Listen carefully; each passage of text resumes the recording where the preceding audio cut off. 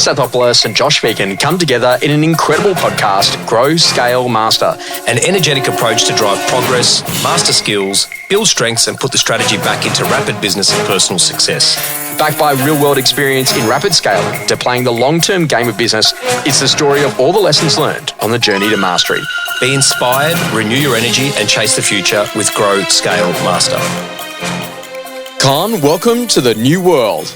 Wow. This kind of feels like a bit of turbulence. Oh, yeah. And we've been travelling around the country. I know you've been doing quite a bit as well, and kind of like seeing that ultimately we've had an election. Yes. Well, not really. We've had a budget. But it was basically an election, wasn't it? Yeah, well. So we've had a budget, and there's whole changes to capital gains tax, negative gearing. Yes, sir. It's changing what we're doing in property management in terms of lead generation. Yes. Conversation around a whole range of things from fuel to what's been going on overseas. AML. A lot of tension. So let's talk a bit about that, about like when you face turbulence inside of a business. How quickly do you go to a forecast? How quickly do you adapt? What are some of the strategies that you're putting in play, to work out, what this market's going to be and how to go to react? Good question. I think it's a little bit of all of the above, mate. So no one's got a crystal ball to be able to tell or predict or forecast, but I think you've got to have a plan A, plan B, plan C. The biggest thing... Break glass. Yeah, absolutely. That's your plan C. But I think for us, what we've been doing is, what are we able to control? Because all of those are uncontrollables. What the government does when it comes to, legislative changes, whether it's AML or the budget, is everything we just spoke about, right? We can't control any of that. So what are we actually able to absolutely control? A. B, do you have your plan C in case, things get really hairy, and how quickly can you activate it? Yeah. But for us, more importantly, is how do we actually use this as an opportunity? Because there's a lot of gaps in our market and what we do in real estate. And so you're either going to be able to weather the turbulence or you're going to let it impact you. But I have a look at there are some turbulence that's actually 100% predictable. So if I go down to Victoria and I have a quick look there and say, for example, in September, they've got their football finals. But also too, you're aware that the NFL's coming out. Yeah, I did. Yeah, so that's going to be huge in terms of the Victorian event calendar.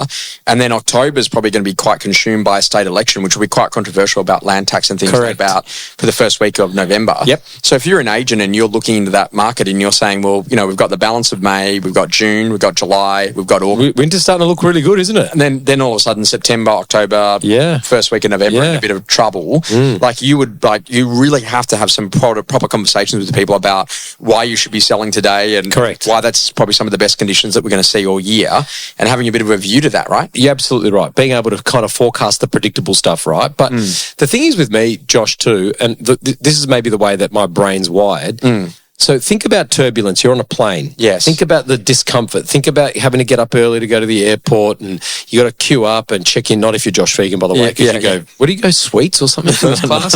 No, he's smiling at me. Anyway, but think about all, Rex doesn't have that, mate. You're cramped, you got shitty food, and then you hit turbulence. You can't sleep. Yeah. You forget about it when you arrive at your destination. Yeah. So for me is, what's the destination that you as an agent or you as a person in business that's wanting to, arrive to? And then how do you make sure that you can make that turbulence as comfortable as possible? Can't have a look at this. I've got some people right now that have just had their best ever April on record. They're shaping up for a phenomenal May on the inside of their business. And I think it's not about a market thing. It's about them, you're really understanding the things that actually allow you to perform at your best. And I would say to you that there is a massive relationship towards getting more face-to-face. Absolutely. And so when I go to think about this, I go, okay, let's take the numbers and make them really simple. If you want to make 4 sales, how many listings do you need to get? Now, ideally, that's got to be 5. If that's 10 listings to get 4 sales, you definitely have a problem with vendor management, buyer work, pricing, sales management philosophy, vendor paid marketing, getting properties maybe to market, not doing them off market. So if I'm going to do 4 sales, I've got to get 5 listings. If I'm going to get 5 listings, well, how many listing appointments have I got to go to? If you have to go to 20 listing presentations to win 5, we have a clear problem inside of the listing presentation itself and or your lead generation cycle of how you're generating leads. So I'm going to say I want you to go to 8 listing presentations to win 5. That's a very high strike rate. But it means you know your listing presentation, you know how to present price, marketing, time and sale method, you know how to present against competitors to put yourself into that winning position. But then off the back of that, well, then how many appraisals do you need to do to get into 8 listing presentations? Now, if you need to go to 40 appraisals to find 8, it's an interesting problem to have. I think it should be like times 3 at max. Sure. So 24 appraisals plus 8, like listing consultations, that's 32 appointments. Divide that by literally 20 work days. Yeah. I'm talking like circa two appointments a day. And so what I want you to look at is that, like, before you blame a market or you blame a cycle or you blame government policy, are you actually at an appointment that you're at 2 appointments a day where you're giving someone a price on their property, or you're actually in a listing presentation? Mate, you're absolutely spot on, but also look at it and just go, well, how come there's players in every single market that are outperforming the market? Mm-hmm. So is it the market or is it you? And you got to look at your transactional volume, and you got to look at, all your vitals, your days on market, your average sale price, auction. I mean, in our market, we've definitely seen a lot of our competitors. First of all, their auction process has been impacted by the market conditions, so therefore they've retreated a lot of them back to what they feel is safe, which is private treaty. Mm-hmm. Now, I'm not saying auction's better than private treaty or whatever, but I know that on average we're selling all of our properties within 32 days. Mm-hmm. And I know that we're getting a clearance rate of 75%, which is about 25% above the Sydney average. So we understand the process. What I'm getting to is we need to look at the gaps that's in us. Mm-hmm. So whether it's your numbers, whether it's your market, what are the opportunities when turbulence arrives? Because I actually think that this is, for me, and I'm an optimist, mate, but I think that this is the greatest opportunity for people to gain market share that they could possibly ever, ask for. And it was interesting because I got to see, Anthony Bell speak the other day, and one of the things that he said is that, like, literally long days on market is the enemy of a great high-performing agent. Yeah. And so when you start to think about it, well, the first key thing that I do when I walk into a business, and particularly if there's a lot of listings that have been sitting around for a little while, is actually to say, okay, great, let's go and grade the listings. Yep. So I use a traffic light system. Yep. Red light, it's just not going to sell. Orange light, with a bit of a wrestle, it might get there. Green light, we actually think that particular property is on track.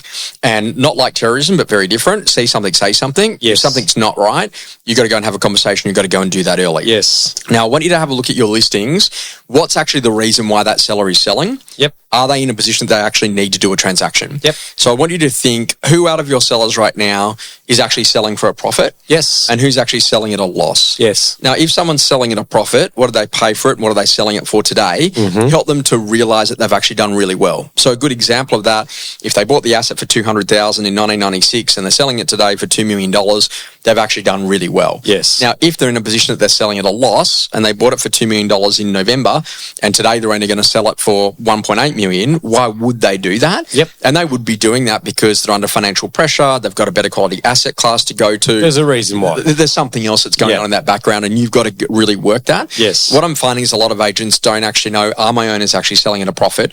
And how do I have that conversation? Why don't they know though, Josh? Is that because they're just simply not asking the question? But also too, thinking that, like, if you've seen a 7.5% drop in borrowing capacity and you've seen a 5% reduction in the difference between the owner's expectation and where the buyer's offer is, can't you present that way and say, Con, I just got to say this to you, the offers that we're seeing now from buyers, they're already pricing in the reduction in their borrowing capacity as to what they see is happening in the marketplace. And so you've got to make a decision around that.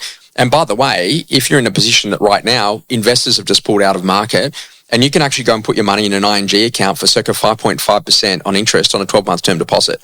No risk at all. Yeah. No government legislation around tenancy. Yeah. No management fees. Yeah. Also to no opportunity for capital growth. Correct. But in the next 12 months, we might not see that capital growth given the current stage of cycle. Correct. But this is exactly what this market requires though, mate. So it requires the detail, and it actually requires logic, not emotion. Mm-hmm. I've got so many examples that I can talk to and talk about where we were so close to getting the deal over the line, but we either didn't because we went down the traditional path of, hey, it's a really good offer, Mr. Vendor, and, buyer, it's the vendors come down.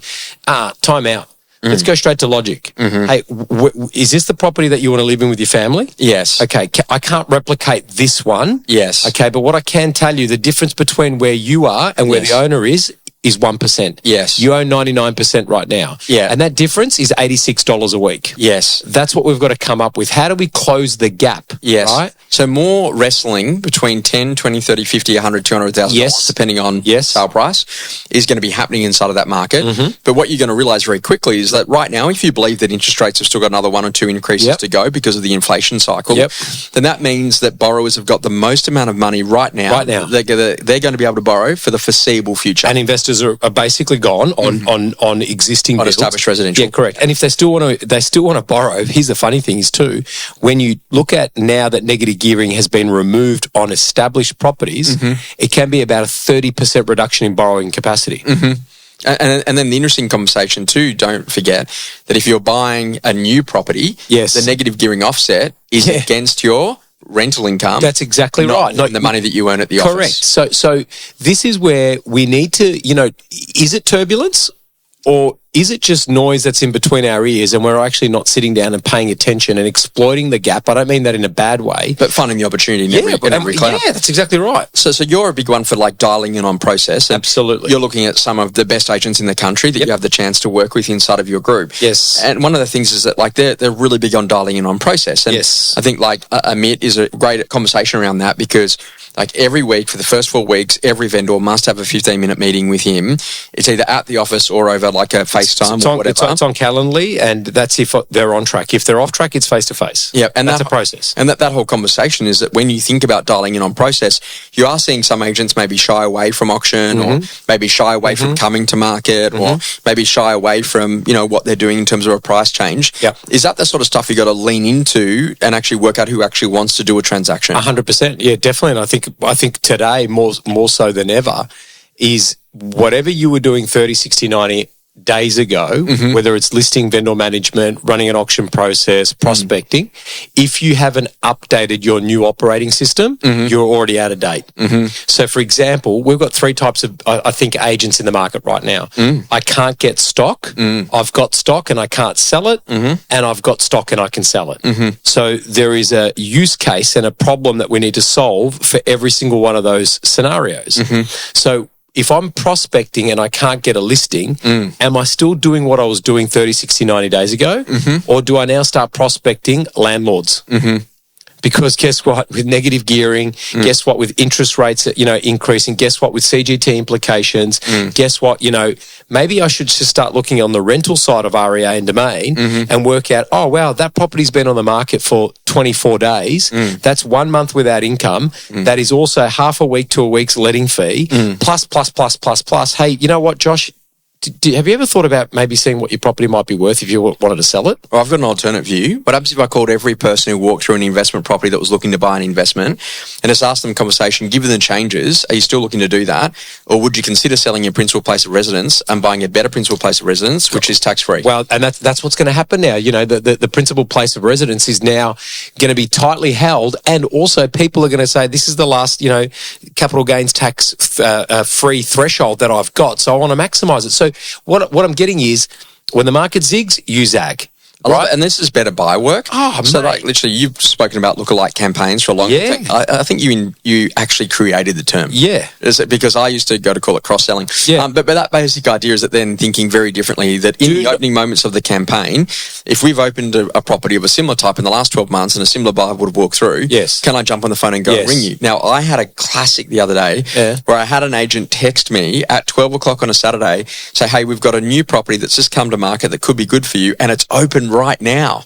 Wow. And I thought, why didn't you tell me on Tuesday? Correct. But organise my calendar. This is the thing. Timing. It is timing, but turbulence offers opportunity. The opportunity right now, is to really level up. So think about everyone that comes into our ecosystem. Where are the moments that matter? It's not the REA or the domain inquiry or your website inquiry. It's when they're walking through a home at an open home. Our job is to find the intent. Are they researching buying? Are they researching selling? Do they like the architecture? Do they like the photography? Do they want to see the floor plan design ideas? Let's start actually really mining and honing in onto the why. Experiences that rapidly shaped you. Con, this is a great one. I think that the power about, just don't do one action, do a couple of actions to actually build relationship. And, this is interesting. Like one thing that happened recently is I had somebody who came to one of our events and I had not met this person before and he was really nice. And then off the back of that, when I finished the event, later that day, he posted something to Instagram and said it was a great event and tagged me in it. So then I got to see it and I followed him back. And then after that, he then sent me a text message a couple of days later and said, hey mate, I just wanted to know, you said this in training and I went and did it and it's got me listing. So thanks very much. And then off the back of that, He was a part of our digital subscribers, so he subscribed. And then when the subscription pack turned up, he sent me a photo of it, said, hey, mate, thanks for sending this up to me. And I got to tell you, like, the warmth and the energy, then the feeling that I have towards that person because of the very specific things that they have done to build a relationship has been pretty phenomenal. And, cool. I know that sounds funny, but it's like, it's the little thank yous, it's the little comments back, it's the little things that make a big difference to how people think about you beyond the transaction. Well, it's exactly what I was going to say, which is people will always remember how you make them feel. And so when we're in an industry where we get to touch so many people at so many different levels and in so many different opportunities, what is that positive or negative feedback loop that we're leaving on them? So I always say to our agents and our team, what would it be like to be a client of yourself? You know, would you give yourself a 5-star rating on Google, or would you kind of look at it and go, it was good. Why do you have a voice like that? It was good. Yeah. So what's the gap between good and great? Okay. How you talk to yourself really worries me. Something that's changing your view. One thing that's changing your view, and I think this is an interesting path about where we're at in the world. I see a lot of stuff on social, and one of the things that I've seen more recently is that, like, if you don't have this in your business, you are not going to have a business in 3 years' time, says the AI expert. And I'm like, hey, you know what? I want to know in life, where am I placing my big bets, and then where's my side bet on, like, something for a bit of fun. Sure. But, like, right now, core, just get in and do it. And I think there's a phenomenal story. This guy that I'm doing work with that sells off plan, and he'd been in a position that maybe the business hasn't grown as much as he would have liked it, and he's been doing it for like circa 20 years. So I saw him in training in February, and I said, hey, let's take the Mecca Cosmetica idea, which is in the Firms of the Future read. And I said to him, like, just write down a list of your top 100 clients of all time that have bought properties from you off plan over the course of your life, and just ring all of those people and see if they want another one. Anyway, so I saw him at a coaching session last week. He said, mate, I just want to let you know something. I said, what's that? He goes, mate, since I saw you last, I've called those top 100 people and I sold them 12 apartments. And so, mate, off the back of that, at $60,000 a pop, you've helped me generate $720,000 in revenue from that one idea. So before you go chasing down about all the things that you don't have, can I get you just to amplify what you've got and see whether or not that can make the change that you want to see in your business? That's a cracker.